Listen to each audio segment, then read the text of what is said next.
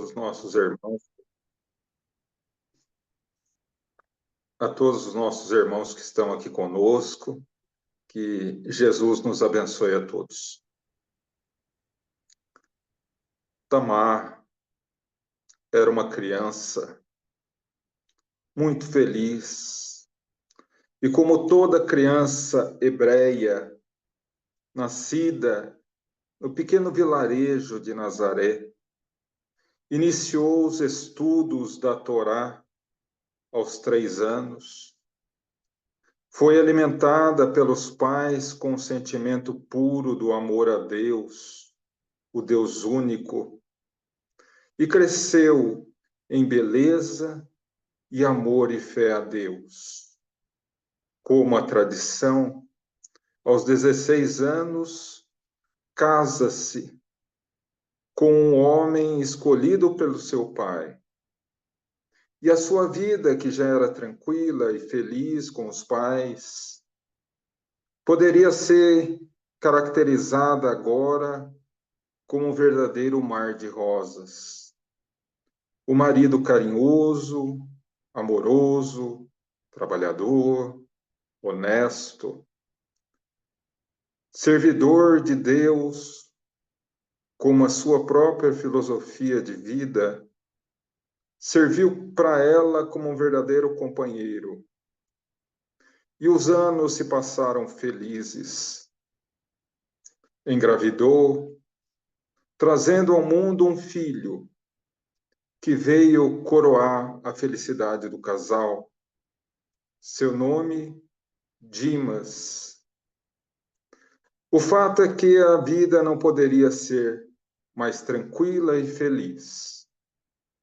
No entanto, seu marido, que era viajante, acostumado às travessias pelo deserto, foi acometido pela grave e temida febre do deserto e, depois de algumas semanas de agonia, acaba por morrer. Ela se torna agora viúva, com uma criança pequena, e começa a passar os tormentos da viuvez, trabalhando com afinco para poder sustentar o seu filho e a si mesma. Trabalha agora como lavadeira, e o fato é que a vida começa a lhe pesar com o sofrimento e a dificuldade. Seu filho agora contava 7 anos. Certa tarde em Nazaré, como era de hábito, ela foi buscar água no poço, quando ela ouve ao longe uma mulher exaltada que falava alto, gritando mesmo: "O filho de Tamar é um ladrão. Ele roubou a bolsa de meu filho Iocanaã, João, e eu tenho pena de Tamar, por ser mãe de um ladrão." Ela, ao ouvir isso, se escondeu atrás de um sicômoro, uma árvore comum na região, e ali ficou ouvindo Isabel destilar todo o seu veneno. Quando ela observa uma mulher que não viu o rosto, apenas de lado, o rosto escondido por trás do manto pesado, dizendo: "Isabel, minha prima, não seja tão cruel. Dimas é uma criança, e como toda criança, é dada a brincadeiras." Isabel continuava rígida: "Não, Dimas é um ladrão." O fato é que Tamar ficou ali atrás do sicômoro, chorando por alguns momentos, e quando as mulheres foram embora, ela foi ao poço, pegou a água, retornou para o lar, humilde e pobre, Chamou o filho ao colo e disse: Dimas, meu filho, você roubou a bolsa de Ocanã?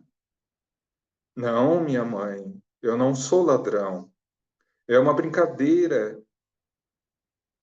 O seu coração de mãe queria acreditar, mas algo lhe dizia que não estava bem. No outro dia, levou o filho na casa de Isabel, obrigou-o a pedir perdão, devolvendo a bolsa, e saiu sob a chuva de críticas e o ar vencedor de Isabel, que a ironizava. O fato é que Dimas crescia e ela sempre guardava no coração que algo não estava bem. Dimas sempre falava que era honesto, que era trabalhador, trabalhava como pai, como viajante. E sempre que retornava para casa, trazia presentes, trazia valores para aliviar a dificuldade financeira da mãe. E ela sempre perguntava: Meu filho, você não é ladrão, não é? Não, minha mãe, eu sou honesto, trabalhador. Dimas agora contava 25 anos. Havia se envolvido com uma moça que se tornara sua noiva. E disse à mãe: Minha mãe, eu farei uma última viagem. Ganharei muito dinheiro e terei condições de comprar uma casa muito boa em Jerusalém. E tornarei você e a minha noiva, que tornarei esposa, rainhas do nosso lar. E foi viajar. Mas antes, a mãe, que Deus o abençoe, meu filho. E cuidado, você não é ladrão, não é? Não, minha mãe, eu não sou. Dias depois, a notícia que ele havia sido preso.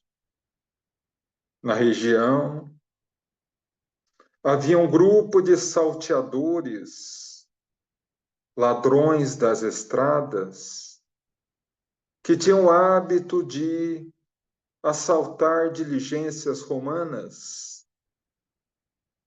Esse grupo era um dos braços dos zelotes, um grupo armado que lutava contra Roma, liderados por Yahshua, Jesus, não o de Nazaré, mas Jesus de Barrabás. E ele havia se envolvido com esse Yahshua de Barrabás. Havia se vinculado ao seu grupo de salteadores e tirava o seu dinheiro e sustento dos saques que fazia nas várias diligências romanas que eles assaltavam. No entanto, nessa diligência em especial, acabou matando um oficial romano, o que trouxe a ira do exército romano, do governador Pôncio Pilatos, e ele acabou sendo preso. O líder, Barrabás, e seus companheiros, dentre eles, Dimas. O coração materno se abriu em sangue ao descobrir a verdade. Afinal de contas, toda desilusão é visita da verdade. Acompanhou dolorosamente todo o percurso do processo. Sentiu-se esmagada pela dor quando ouviu da boca de Pilatos a sentença de execução por crucificação. E naquela tarde dolorosa, ela estava ali, olhos fixos em seu filho na cruz, e perguntava para o seu próprio coração: por que, meu filho? Por que você mentiu? Por que você se entregou a essa vida? E ele olhava para a mãe com absoluta vergonha. A dor da crucificação não era suficientemente forte quanto a dor do arrependimento. E Tamar apenas chorava. Quando ela observou que um braço se estendeu sobre seus ombros e a abraçou carinhosamente, era uma mulher, sob um manto, como de costume as mulheres de Nazaré, e olhou piedosamente a ela e disse: é seu filho? Sim, é meu filho, pois esse do meio é o meu filho. No momento do diálogo, que foi interrompido por um grito que não saía da boca propriamente, mas saía da alma, do coração. Senhor, lembra de mim quando entrares no teu paraíso.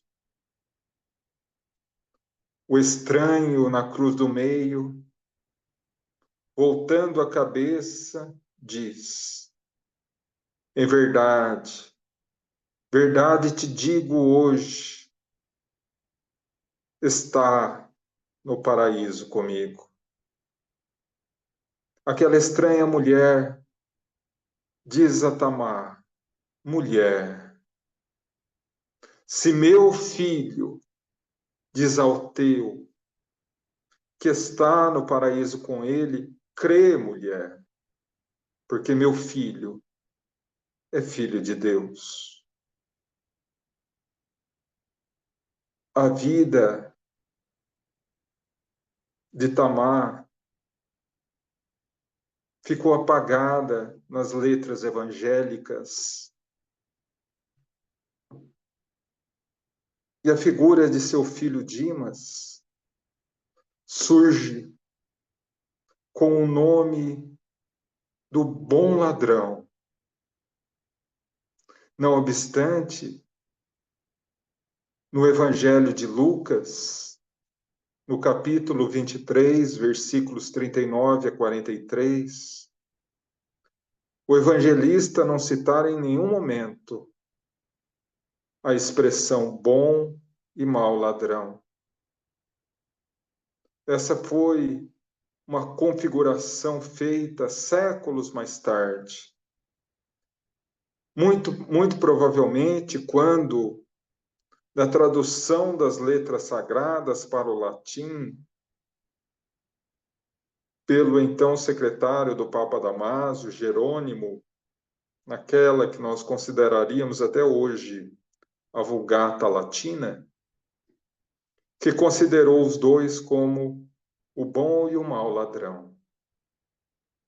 Mas o fato é que algumas dúvidas surgem em relação a isso. Então, eu gostaria aqui com vocês de compartilhar uma análise, versículo a versículo, para que possamos ter uma ideia muito clara de o que ocorreu ali e, principalmente, qual é o ensinamento que Jesus nos quis nos legar. Mas antes, eu gostaria apenas de abrir um parênteses para esclarecer alguns fatos que são muito habituais na cultura hebraica da época, mas poucas pessoas têm esse conhecimento. Porque Jesus foi condenado à cruz, porque os ladrões também foram condenados à cruz. Vamos começar por Dimas e Gestas, o nome daquele que seria considerado mau ladrão. Na lei romana, o crime de roubo e o crime de assassinato eram punidos com a morte por crucificação. Apesar de ser um estilo de morte extremamente doloroso e cruel, não era raro na época.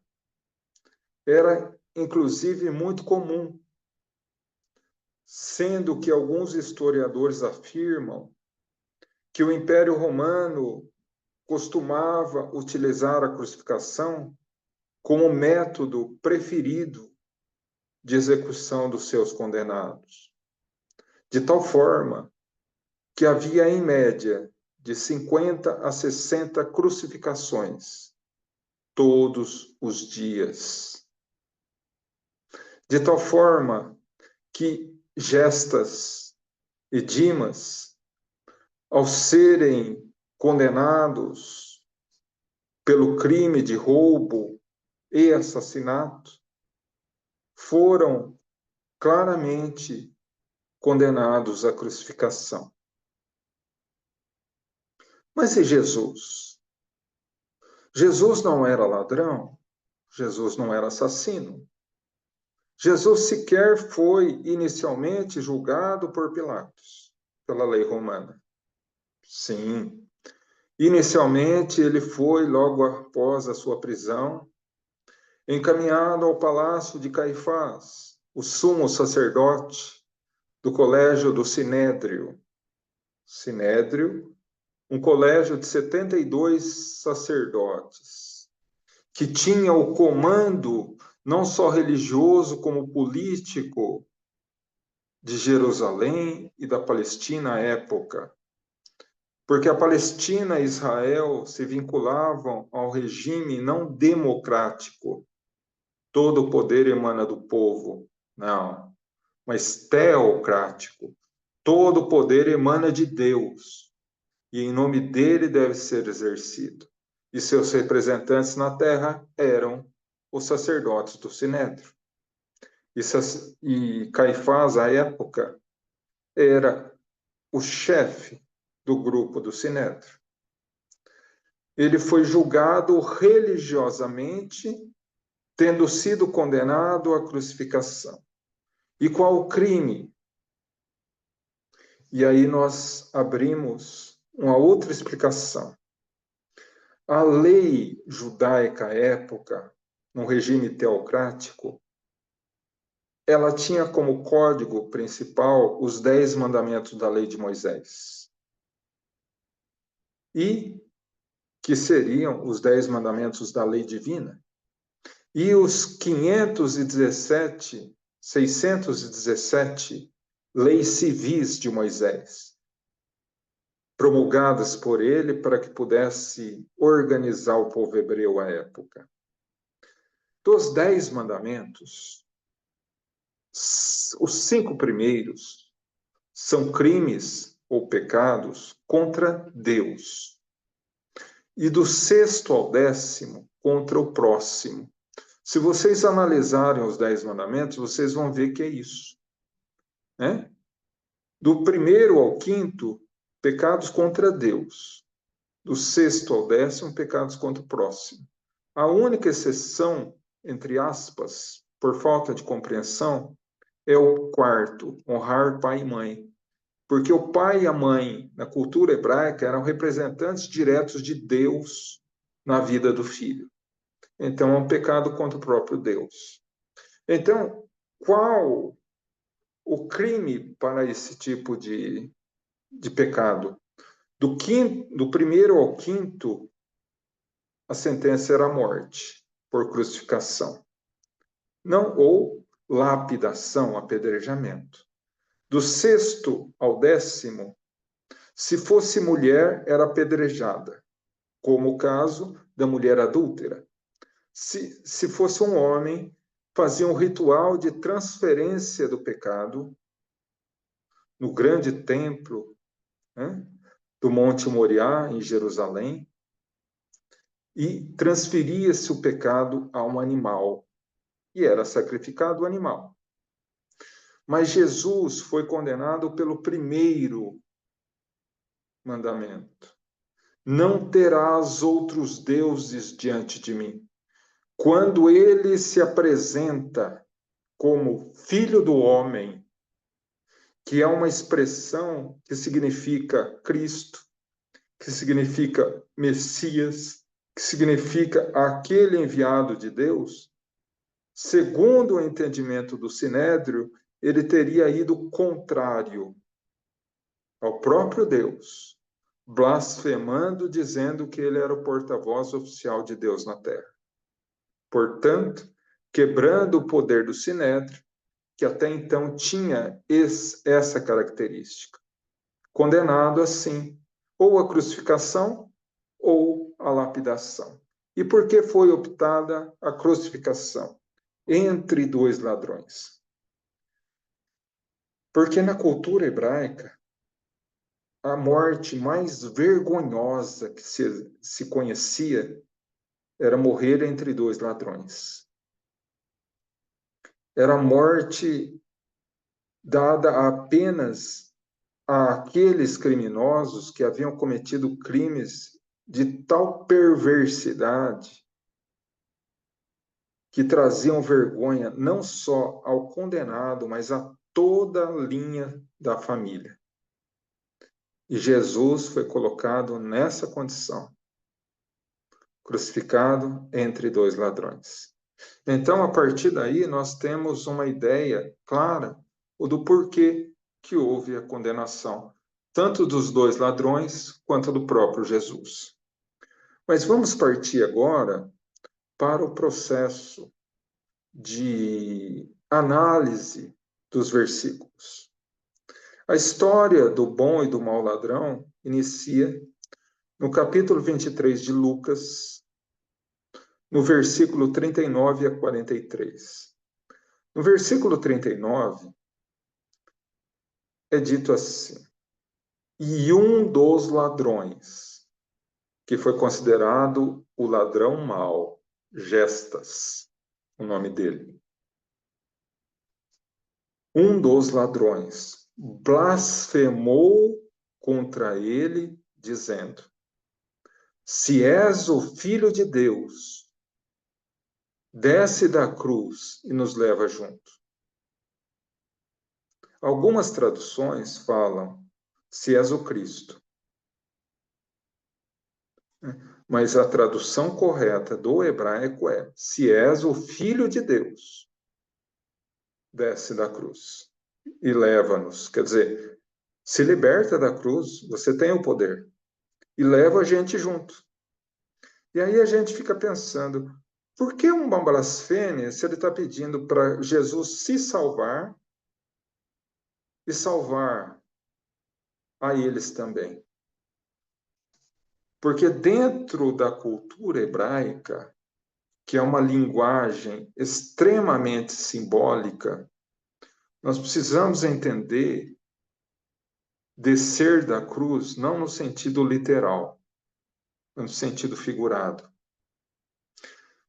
Quando ele fala em descer da cruz, ele fala: volte ao chão, volte à terra, volte aos bens materiais.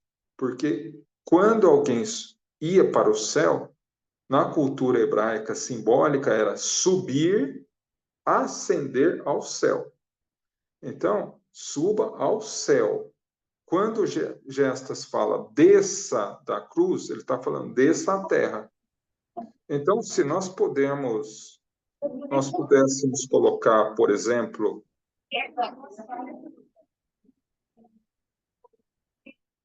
oi? Algum problema? Pode continuar, eu desliguei já os microfones. Ah, sim. Então, se nós pudéssemos analisar essa frase conforme o entendimento hebraico, ela diria assim: abandone o céu, abandone os bens divinos em detrimento aos bens terrenos. Aceite os bens terrenos, não os bens divinos. Desça à terra, aproveite os bens da terra e abandone os bens do céu. E ele usa uma frase específica: se és o Filho de Deus. Vamos utilizar um outro exemplo, que também está no Evangelho de Lucas, lá no capítulo 3, que é a chamada tentação no deserto, quando Jesus é levado ao deserto e tentado pelo demônio, né? Que é, lógico, a gente não vai analisar isso aqui hoje, mas também é uma linguagem figurada, é uma história simbólica. As 3 vezes que o demônio tenta Jesus, ele começa assim: se és o Filho de Deus. Quer dizer, colocando em dúvida a vinculação de Jesus a Deus. Então, Gestas começa exatamente assim: se és o Filho de Deus. Por isso, a dupla blasfêmia. Porque na primeira tentação, não sei se vocês se recordam, mas o demônio diz assim: se és o Filho de Deus, transforma essas pedras em pão para saciar a sua fome. É exatamente o mesmo contexto das palavras de Gestas. Por quê? Porque pedra em hebraico tem o símbolo de espiritualidade. Por isso que Jesus falou: tu és Pedro, a pedra pela qual levantarei a minha igreja. A pedra da mediunidade, a pedra da vinculação com a espiritualidade superior. E pão é o símbolo da matéria, o símbolo do terra a terra. Então, seria como o demônio falar assim: transforme os bens divinos em bens terrenos. E é exatamente isso que Gestas quer. Que ele volte aos bens materiais, volte à terra, se liberte na carne e os liberte na carne também. Por isso que no versículo 39, Gestas fala: e o ladrão blasfemou a Jesus. Se és o Filho do Homem, desce da cruz e nos salva. No sentido de abandonar o céu em benefício da terra.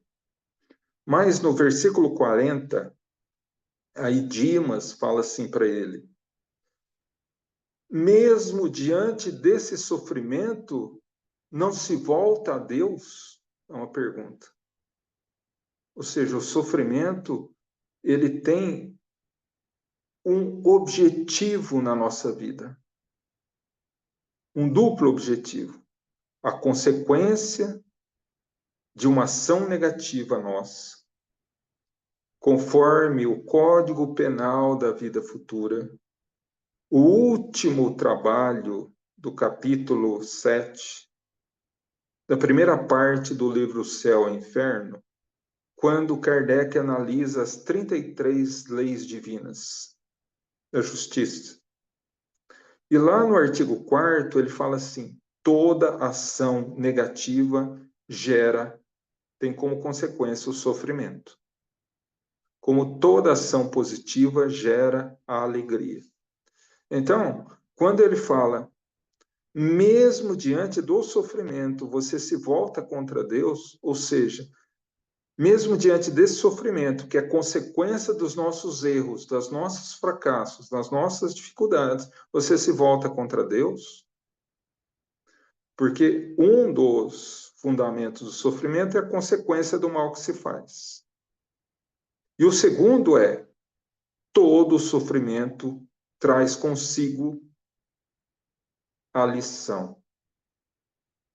Quando ele fala assim para Gestas, ou seja, mesmo diante do sofrimento, você se volta contra Deus, ele está falando assim: olha, mesmo com a lição que o sofrimento está te colocando nas mãos, você ignora essa lição e segue errando? E aí nós analisamos o Evangelho segundo o Espiritismo, capítulo 5, Bem-aventurados os aflitos. Quando na primeira instrução dos Espíritos, a primeira mensagem é l'accorder, o bem e o mal sofrer. Que há indivíduos que, diante do sofrimento, são resignados e perseverantes na fé. E esses bem sofrem, aprendem a lição. Aqueles que mal sofrem são aqueles que enfrentam o sofrimento com ira, com raiva, com ódio, com revolta, e esses não aprendem a lição. Então é exatamente sobre isso que Dimas estava falando a Gestas. Mesmo diante do sofrimento, você se volta contra Deus? E aí no versículo 41 ele fala assim: porque nós estamos agora sofrendo as consequências dos nossos erros, que nós somos ladrões, a cada um segundo as suas obras, né? Mas ele é puro e inocente, ou seja, ele não estava sofrendo ali por uma expiação.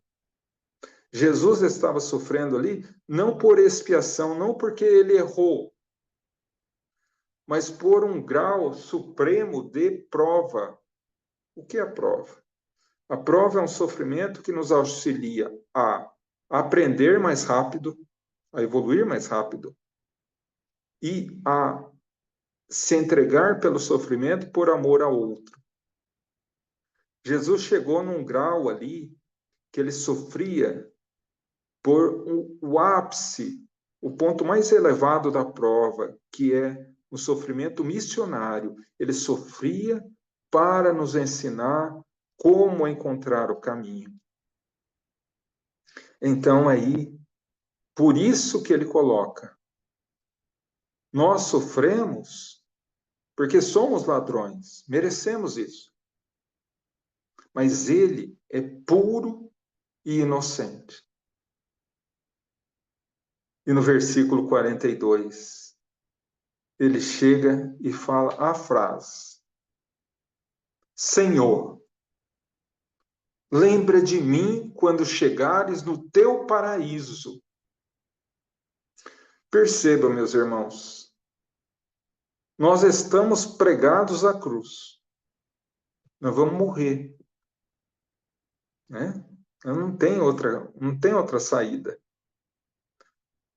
Gestas pede para que ele cure as feridas da crucificação e os liberte na terra, para que eles desçam da cruz. É isso que ele queria. E o que Dimas pede? Lembra de mim quando entrares no teu paraíso. Quer dizer, ele se entregou à humildade. Qualquer um de nós falaria: Senhor, leva a gente contigo. Leva a gente para o paraíso. Porque ele não pediu para ir ao paraíso. Em momento nenhum ele fala: Senhor, leva-me contigo quando entrares no teu paraíso. Não. Lembra de mim quando entrares no teu paraíso. Quando entrares no teu paraíso, eu sei que eu não mereço entrar, porque eu errei muito. Mas ora por mim a Deus, para que eu possa vencer as minhas dificuldades. É isso. A humildade no grau máximo. É isso que foi o entendimento de Dimas, porque pela primeira vez na sua vida, ele entendeu a verdade. Pela primeira vez na sua vida, minutos antes de morrer, Dimas compreendeu o objetivo da sua vida na Terra. E quantos de nós somos assim? Quantos de nós só despertam para a realidade do objetivo principal da nossa vida na Terra quando a gente desencarna? Aí dizer, Chico Xavier, que a dor mais terrível no mundo espiritual para um espírito é a condição ou a consciência do tempo perdido. E Jesus, lá no versículo 43, que é o último, se volta a ele e diz: Em verdade, verdade vos digo. E essa expressão, verdade, verdade vos digo, Jesus só utiliza quando ele está derrogando, cancelando uma lei e promulgando outra no lugar. Ele coloca assim: em verdade, verdade vos digo, hoje está no paraíso comigo. E aí, gente, a gente precisa abrir um outro parênteses aí para entender. Porque nesse momento da nossa conversa, muito provavelmente vocês estão imaginando assim: João, você errou. Porque eu estou analisando aqui na minha Bíblia, está escrito assim: em verdade, verdade vos digo, hoje estará no paraíso comigo. Então vamos analisar essa frase que gera uma confusão enorme. A visão católica, a visão evangélica e a visão espírita. A visão católica diz que assim que a pessoa morre, ela é julgada por Deus através de Jesus e vai para o céu, para o inferno ou para o purgatório. Então, a expressão para o católico é: em verdade, verdade vos digo, vírgula, hoje estará no paraíso comigo. Ou seja, hoje mesmo, a hora que você morrer, você vai estar no paraíso comigo. Hoje estará no paraíso comigo. Ou seja, vai morrer, ser julgado por Jesus, e Jesus vai absolvê-lo dos pecados para que ele vá para o céu. Essa é a definição católica. A definição evangélica fala o seguinte: quando nós morremos, nós vamos dormir no Senhor até o dia do julgamento final, onde seremos julgados para o céu, para o inferno, para o purgatório. Tá? Então, não poderia Dimas morrer e ir direto para o céu, porque ele vai dormir no Senhor, segundo a teologia evangélica. Então, como que é a expressão na Bíblia evangélica? É assim: em verdade, verdade vos digo hoje, vírgula, estará no paraíso comigo. Quer dizer, Jesus falou hoje, Jesus falou agora, que um dia, no juízo final, você estará no paraíso com ele. Olha o que a vírgula faz. É verdade, verdade vos digo hoje, vírgula. Quer dizer, Jesus está falando hoje, ela está falando hoje, não que hoje ele vai estar no paraíso. Que um dia, quem sabe, quando chegar o dia do juízo, ele será julgado, absolvido e estará no paraíso. Então, ele recebe aí, segundo a teologia evangélica, uma sentença absolutória antecipada. Né? E a doutrina espírita? A doutrina espírita ela se vincula à ciência. A doutrina espírita segue a racionalidade.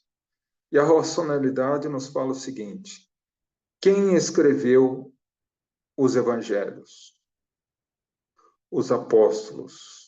Sobre a vida de Jesus. Todos eles eram hebreus. Todos falavam hebraico. Todos falavam aramaico, que é uma língua, que é uma consequência natural, uma língua mais empobrecida do pobre hebraico. Então, Jesus falou em aramaico. Os apóstolos falavam em aramaico. Tá? Lucas, apesar de ter falava grego, porque era um médico grego, ele se utiliza dos textos em hebraico para escrever o seu. Tá? Então, a gente pega essa frase: em verdade, verdade vos digo, hoje estará no paraíso comigo. Pega para o original em aramaico, vê a tradução e vê se bate.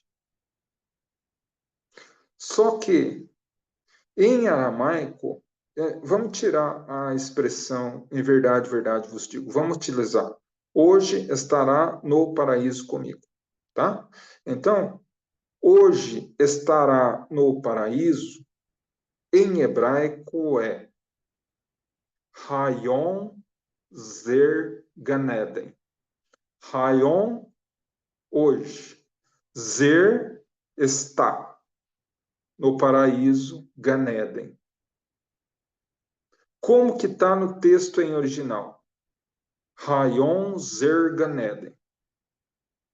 Hoje está no paraíso.